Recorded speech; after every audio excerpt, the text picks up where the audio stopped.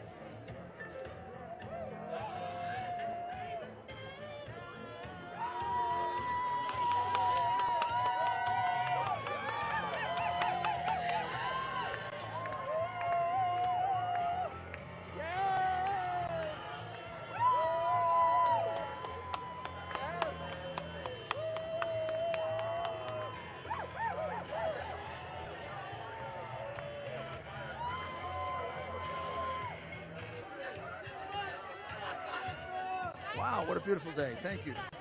Thank you for coming. So I'm here on behalf of the Trump campaign, an attorney for the president, to describe to you the first part of a situation that is extremely troubling. First of all, for the state of Commonwealth of Pennsylvania, and then for a number of other states. And these lawsuits will be brought starting on Monday. But the first time it was discovered was here in Pennsylvania just a couple of days ago. The people you see behind me are just a few of about, I'd say, 50 to 60 poll watchers who will all testify that they were uniformly,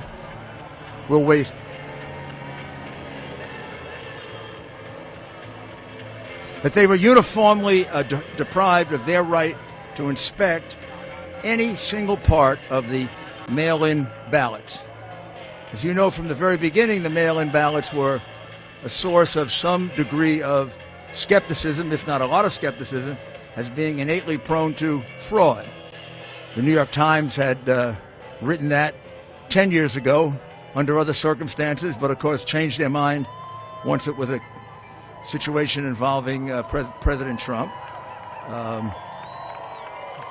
Congresswoman Jordan, in her vast and compendious review of various forms of voter fraud, cited mail-in ballots as the most prone to fraud. With all that, you would have expected there'd be a high degree of security and a high degree of inspection that would be provided for mail-in ballots. Instead, in the wisdom of the officials, Democrat officials here in a city that's been Democrat for 60 years and has a very long history of voter fraud, documented history of voter fraud, instead of going to a high degree of care to allow inspections of the mail-in ballots, there was no inspection of a single mail-in ballot. Those mail-in ballots could have been for anybody. Those mail-in ballots could have been for anybody they wrote in. Those mail-in ballots could have been written the day before by the Democratic Party hacks that were all over the convention center. What I'm saying to you is not a single one was inspected, as the law required. Even when a court order was obtained to allow the Republican inspectors to get 6 feet closer, they moved the people counting the ballots 6 further feet away. It's really simple. If you have nothing to hide with these mail-in ballots, you allow inspection. I mean, this is common knowledge, common practice in the examination of absentee ballots, which happens all the time. You take out the absentee ballot, you open it up, the Republican looks at it, the Democrat looks at it. If nobody objects, you put it in the pile. If either objects, you put it aside. That's what's done for absentee ballots, which have the extra security of having signatures you can match. Here, which a much more insecure method of voting, no Republican got a chance to look at that ballot. Some of the ballots you will see looked suspicious. From very far away, they look like same pen, possibly same handwriting. We can't say that because we never got to see it. Now, you're also going to find that way across, on the other side of the state, there is a similar situation in Pittsburgh involving 300,000 ballots that were uninspected, unreviewed, not observed by a single Republican. Not a single one. It's got to be a pattern. As a friend of mine says, I don't believe in conspiracies, but I also don't believe in coincidences. Kind of funny that all Republicans were rejected here and all Republicans were rejected in Pittsburgh, and it amounts to about, just about the 700,000 votes that President Trump was ahead by 2 days ago that disappeared. And we have no way of knowing, because we were deprived of the right to inspect, if a single one of those ballots is legitimate. That is unheard of. It's illegal. It's unconstitutional. And we will be bringing an action challenging that. And I emphasize to you, it's only one of the many other infirmities in this election. I know this city has a sad history of voter fraud. After all, Joe Frazier is still voting here. Kind of hard since he died 5 years ago, but Joe continues to vote. If I recall correctly, Joe was a Republican, so maybe I shouldn't complain. But we should go see if Joe is voting Republican or Democrat now from the grave. Also, Will Smith's father has voted here twice since he died. I don't know how he votes because his vote is secret. In Philadelphia, they keep the votes of dead people secret. At least that is something that you can be commended for. I'm not attacking the people of Philadelphia. I'm attacking a decrepit democratic machine, which has a lot of other reasons to be attacked. It's been around for 65 years. You keep electing the same people. The city gets no better. The crime goes way through the roof. The riots you have, the police stand by and watch it, not because of the police, because you have a mayor that lets them stand by and watch it. You got a district attorney who lets people go free. You are poorly served, ladies and gentlemen of Philadelphia. And then you got a political machine. Mayors who let riots take place, district attorneys who set criminals free. I don't think they're going to care much about ballot fraud. This is outrageous. In an enormously important contest with a very, very suspect method of voting, there was no security. Zero. The people of this city, people of this country, have no assurance at all that those ballots were actually cast. They would have to have been almost unanimously cast for Joe Biden in order to catch up. And let me have one or two of the people. Let me emphasize, this is only 2 or 3 of about 50 people so far that have given us statements, affidavits, recordings. We're going to have many, many witnesses. It's not a small case. It can be a big case. But I wanted you to get the flavor of it here in Philadelphia, because we also have to alert the people of Pittsburgh that the same fraud was done to them as here. And I'll also add, same thing was done in Georgia. The same thing was done in Michigan. The same thing was done in North Carolina. Seems to me somebody from the Democratic National Committee sent out a little note that said, don't let the Republicans look at those mail-in ballots. At least not in the big Democratic hack cities that we control. We've done a lot to destroy those cities, and now we're going to destroy their right to vote. So let's start off first. My friend, you just tell briefly what happened to you, who you are, and what happened to you like you described it before. I am Daryl Brooks. I'm in Philadelphia. Okay.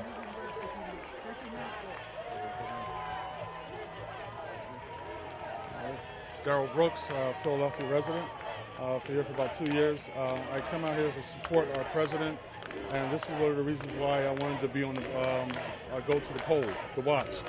A lot of us were excited about the president winning a second term, and a lot of individuals, African Americans in Philadelphia, were, especially men, were talking about the 401k plan and how they were excited because their finances. So when I go to the poll, it was basically, they put us at 20 feet away, and they said no cameras, no phones, you cannot take pictures. I was even harassed by some of the Democratic Party poll watchers, and that is also recorded. And then next thing you know, it was 6 feet away, and they still would not allow us to see anything that was happening. We saw people working on the ballots, but we didn't know any names. We didn't see anything. We don't know if people voted twice or 3 times. We didn't know if dead people were voting. But we were there and we were watching, and it's such a shame. This is a democracy in Philadelphia, and they did not allow us to see anything, and was it corrupt or not? But give us the opportunity as poll watchers to view all the documents, all the ballots. And listen, you know, we just want a fair election, and we viewed that it was not fair at all. It was not fair to allow us to, you could allow us to look at the ballots, some ballots, but nothing. It was, we were kept away from everything. Thank you.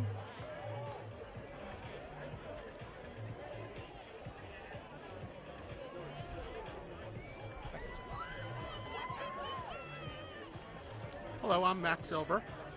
I went for 16 hours straight poll watching. I took about 30, 45 minutes to get through, despite me having credentials in all possible manner. Eventually I showed an email proving that I was supposed to go in, they at least let me through. When I was there, I was turned away for a tablet. They did not want any tablets or computers there. I had to bring that elsewhere. Eventually, when I was let through, We were not able to get anywhere near the ballots. There were 3 rows of people counting ballots. The closest may have, at my day, may have been 15 feet away. Then there was another row, then there was another row. To the extent that you could see anything, we were told repeatedly, including by Democratic poll watchers, including by police, that if they see us taking a photograph or a video, we'll be thrown out and not let back in. The only place you could use a phone was several hundred feet away from the ballots. I don't know what they were trying to protect. When I was there, I saw some people looking at the ballots legitimately. Some people were flipping through them at a rate of every second or so in a way that we specifically could not even see a single thing. To the extent that you could see a thing in certain boxes, I saw they seem to be, at least certain boxes, seem to be in the same unusual pen and seem to have very similar handwriting. Some boxes were normal, some boxes were like that. When they finished with going through boxes, they put them in the very, very back of the room where you couldn't see a thing hundreds of feet away. And they put supposedly the same boxes, I can't tell if they are or are not, through separate machines where they stripped the ballots, the outer casing with simple signatures to the privacy ballot. At that point, the actual signatures are completely separate from the privacy ballot, and they'll never be able to be tracked back. What I saw was disturbing, and the process seemed to be specifically so we could not observe, and also so we could not challenge. The only way to challenge something was to call an individual called Seth, who was in the back of the room, who could speak to people. And again, they were very worried about photographs and videos.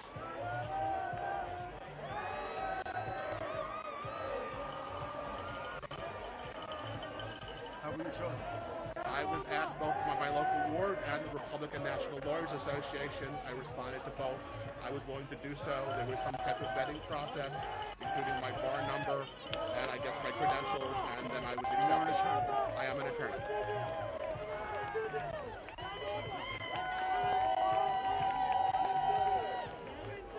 I asked the individuals in the group who were the most senior, and again, We'll take questions later. When you moved 6 feet closer, as far as you knew, was that based on a court order? I assume it was a court order. In no case was I closer than 15 feet from anyone counting. Did they move 6 feet further away? The closest row for me was 15, 20 feet away. Then there was another row 15, 20 feet beyond that counting, then another 15, 20 beyond that. The only thing I could see at all was the row closest to me. And again, how were you selected? Selected by the Philadelphia Republican Party. And credentialed by them? Yes. Okay, thank you. And we'll have one. Could you speak for the other group that were not allowed access, which is another category? Would you mind? See if I can get this down. I'll stand on my toes. Good morning. Thanks for being here. I'm Lisette Tarragano. I'm a longtime resident of Philadelphia. T as in Thomas, A-R-R-A-G-A-N-O. You're welcome. I am a longtime resident of Philadelphia, although not native. And quite frankly, I've always been I'm a retired attorney, and I got really, really hepped up about watching voter freedom, freedom of speech, and being able to say the words Donald Trump without getting pushed in the corner. And when I really got excited about being asked to observe ballots was when I felt that my way of life is being put in jeopardy. The American way of life being put down for things I say, who I like, and it's not fair. I'm the child and granddaughter of both Holocaust victims and survivors, and I'm the daughter of a World War II veteran and who fought for and or ran away from horrible, horrible times where people are repressed and sent away. And what I noticed when I was brought in to be a poll watcher, I was never brought in, actually. I never got past the first identification stage. They kept saying that mine, as well as 5 or 6 other Republicans, their names hadn't been entered into the system. And after the first time it happened, the second time it happened, I had no second thoughts about it being a problem, more that somebody failed to finger us into the computer system. But after a while, what I witnessed, and I said to Mr. Giuliani before, in a morbid curiosity staring at, I felt insidious fraud going on. I felt that we were kept away from doing our civil duty. That was everybody on both parties should be upset about.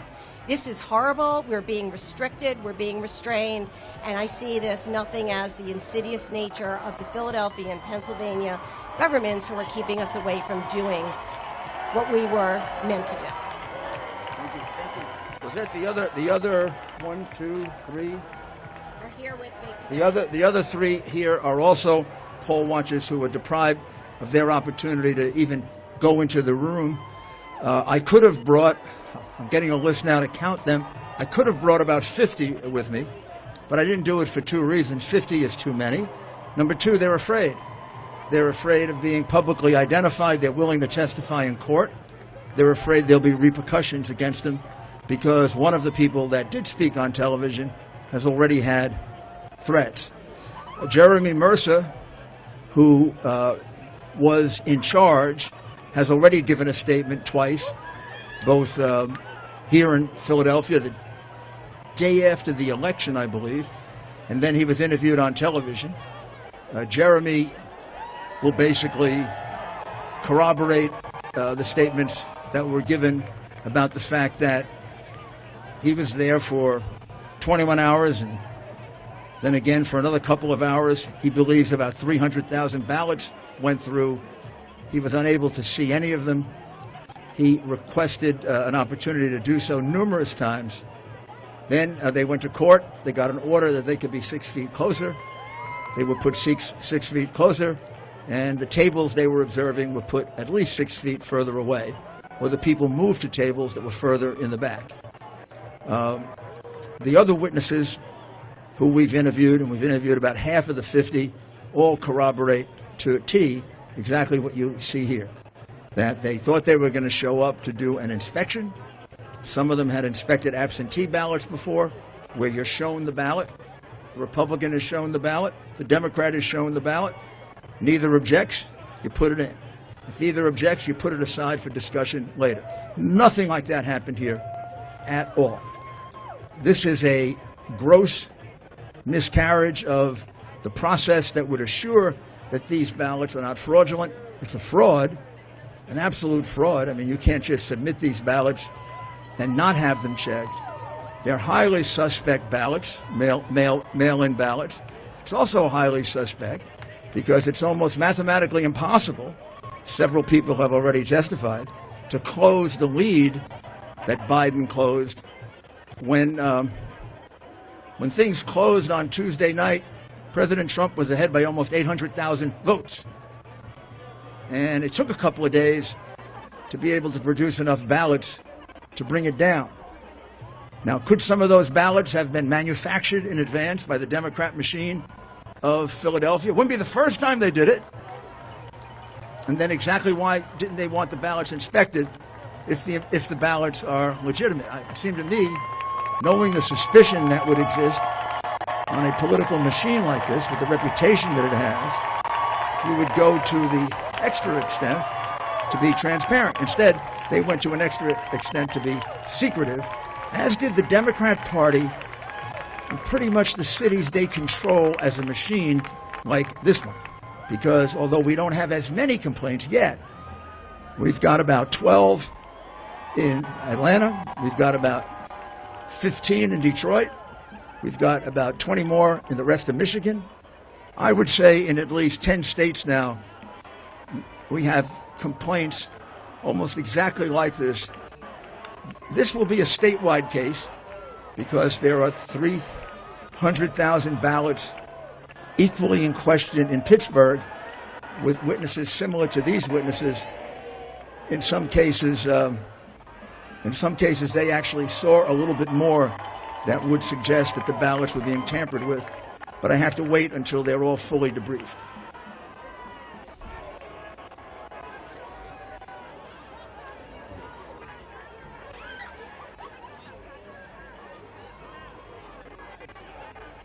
Right.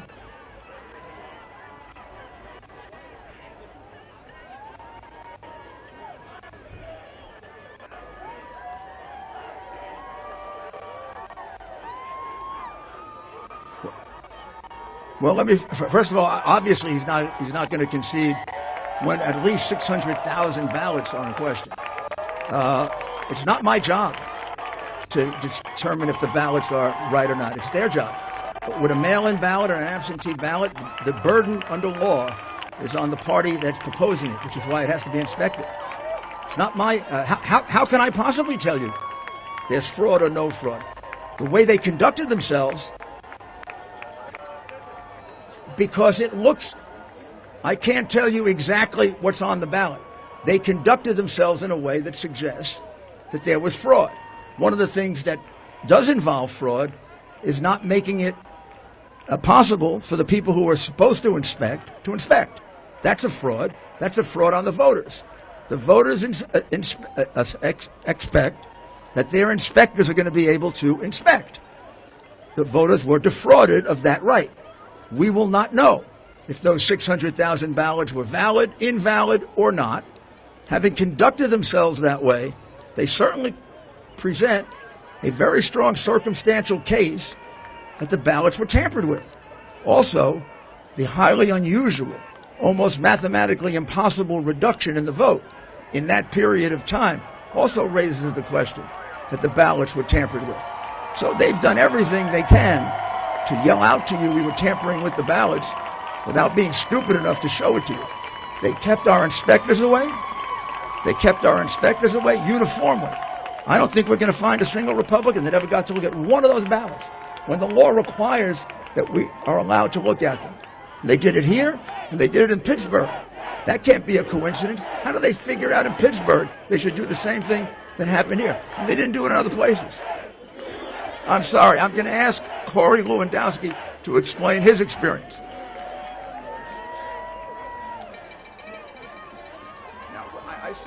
Well, I appreciate you being here today. Let me just give you one concrete example, not anecdotal, but concrete example of what we believe to be valid voter fraud in the state of Pennsylvania. I draw your attention to an obituary listed for one Denise Ondish in Allegheny County. Born 9/10/1946. Deceased 10/22/2020. Her application to vote was received on 10/23, the day after she died. It was then mailed by the county back to her on 10/24/2020, 2 days after she had legally passed away. And the ballot was then received back at the county office on November 2nd, 2020. And when you go to the Secretary of State's website today, it says that she voted in this election, effective November 2nd, 2020, a full 9 days after Miss Ondish of Allegheny County passed away. This is not, this is not empirical, this is not anecdotal.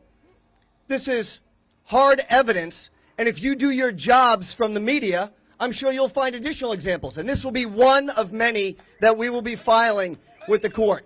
Thank you very much.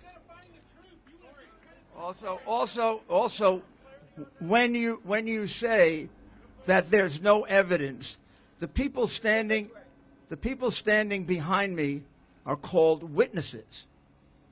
They will eventually, soon hopefully, appear in court and give this testimony, because we're going to file a federal lawsuit that will cover here and Pittsburgh, and we will have as many witnesses as the court needs.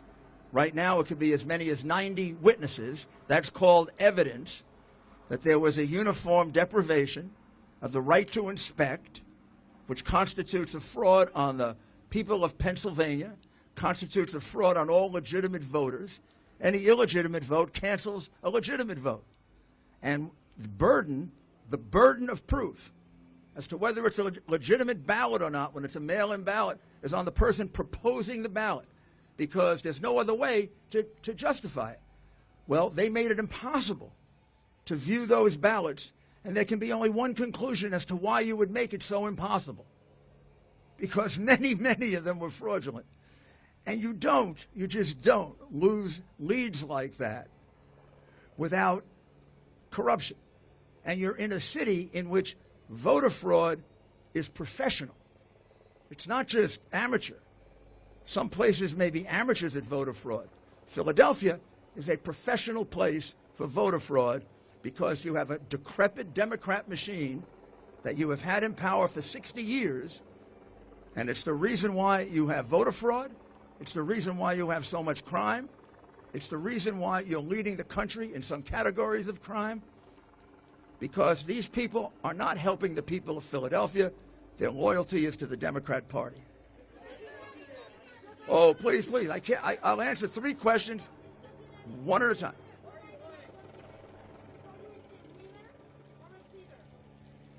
I'm sorry, I didn't understand that. Wiener?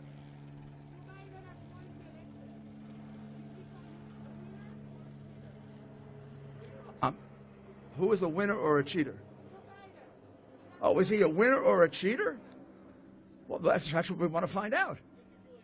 We have a right. I mean, here's what I can say about this evidence. This evidence is overpowering in that it suggests we need a very, very detailed hearing.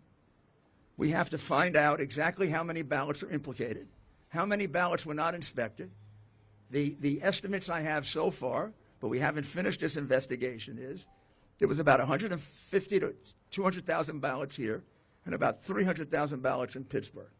It may be more, it may be less. Now, that's very serious because the margin of victory after being behind by 800,000 was only about 40,000.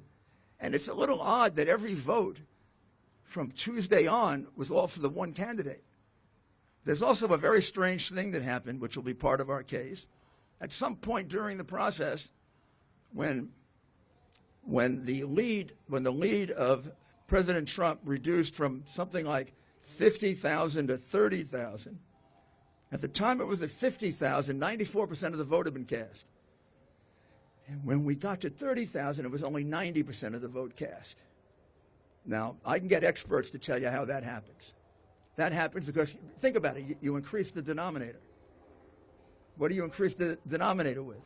New ballots. Nobody was informed of new ballots, unless people were writing them up. This will be a very, very strong case.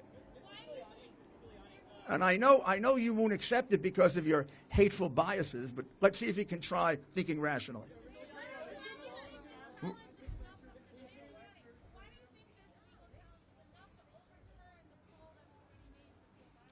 The poll? Because they don't decide the election.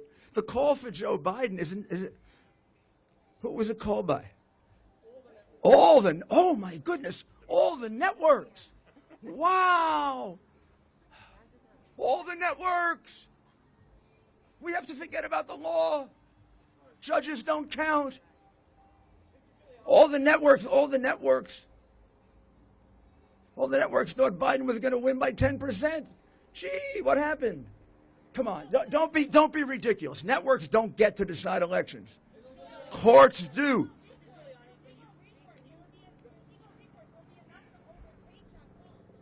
Of course, courts set aside elections when they're illegal.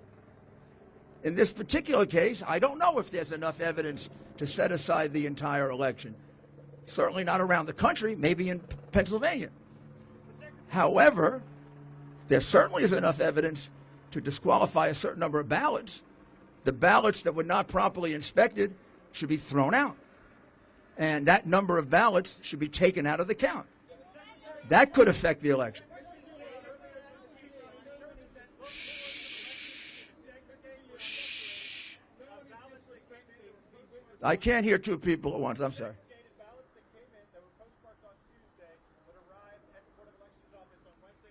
That's a whole new issue. That's a whole new issue that we're just developing. Seems to be a significant number of ballots, and there seems to be a significant number of, I shouldn't say significant, there seem to be 3 or 4 very credible witnesses that there was backdating going on, and there are direct witnesses for that, but I'm sure you'll call that not evidence. Not you, the general mob.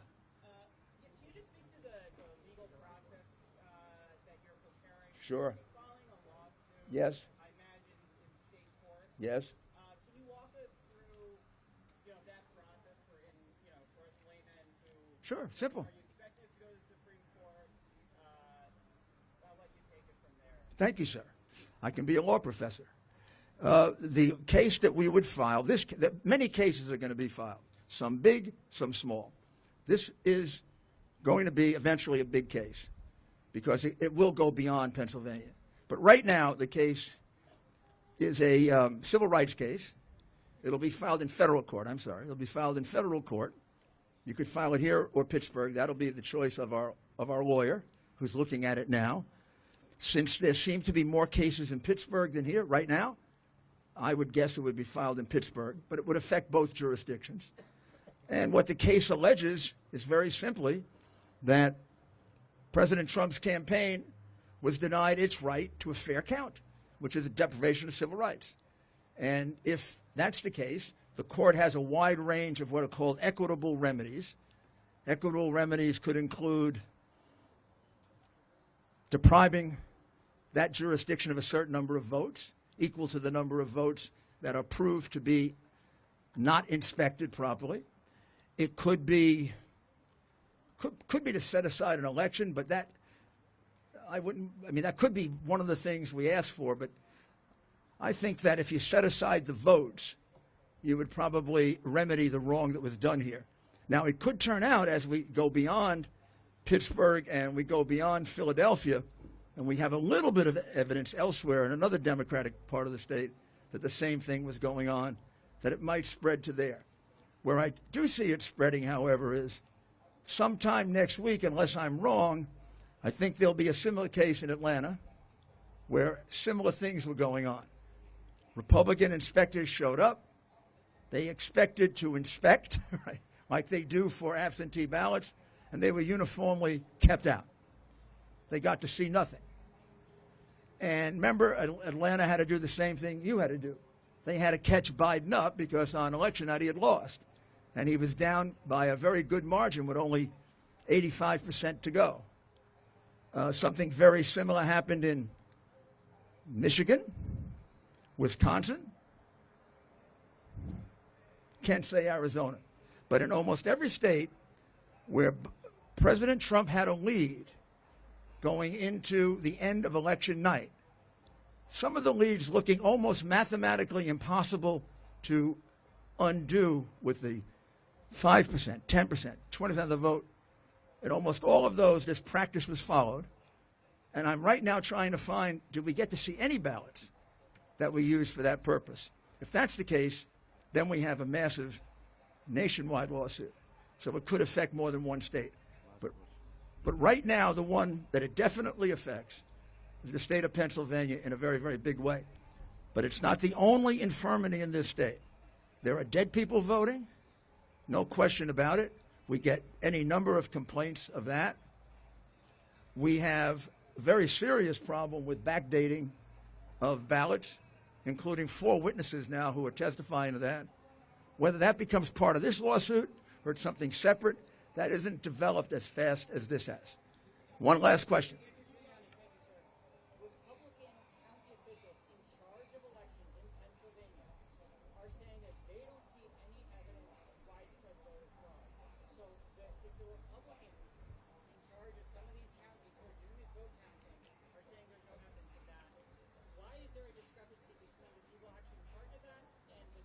Well, that's like comparing apples and oranges, isn't it? They're not in charge of Philadelphia. I'm glad they didn't see widespread fraud. That was in Republican counties. I don't think there was fraud in Republican counties.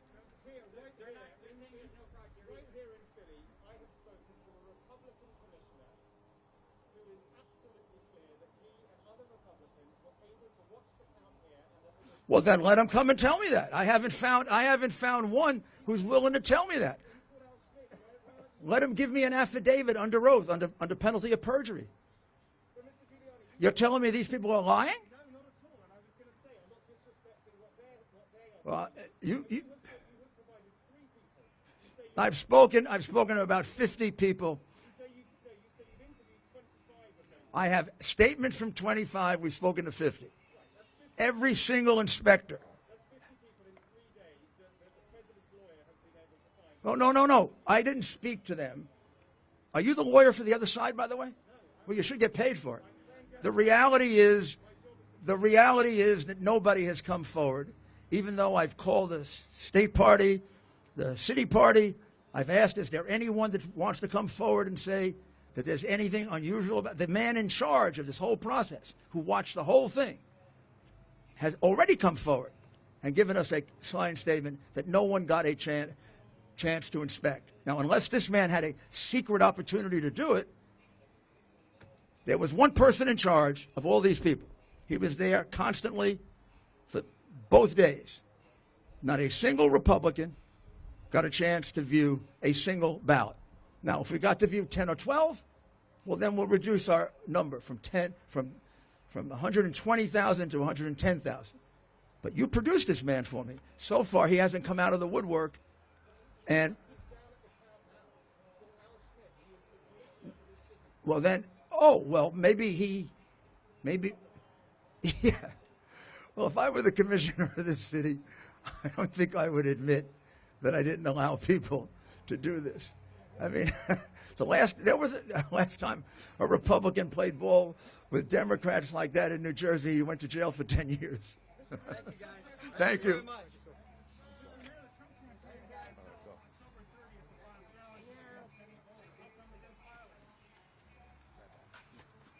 We were not allowed in to watch, period.